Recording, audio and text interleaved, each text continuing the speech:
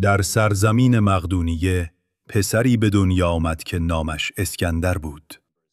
از همان کودکی باهوش و شجاع بود و زیر نظر فیلسوف بزرگ ارسطو آموزش دید.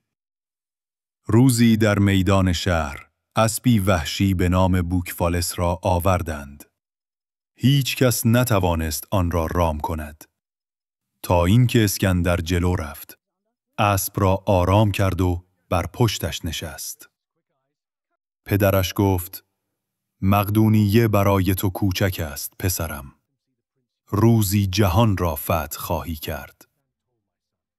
پس از مرگ پدر، اسکندر در 20 سالگی پادشاه شد. اما او پادشاهی نبود که در قصر بماند. نقشه جهان را گشود و گفت: مرزها مرا زندانی کردند. با سپاهش راهی شد، از یونان تا مصر و تا سرزمین‌های هند پیش رفت. در نبردهای بزرگ همیشه در خط مقدم می جنگید و سربازانش او را دوست داشتند، چون می دانستند پادشاهشان از آنان نمی ترسد. در مصر شهری بنا کرد به نام اسکندریه تا یادش جاودان بماند. در بابل در اوج قدرت بیمار شد.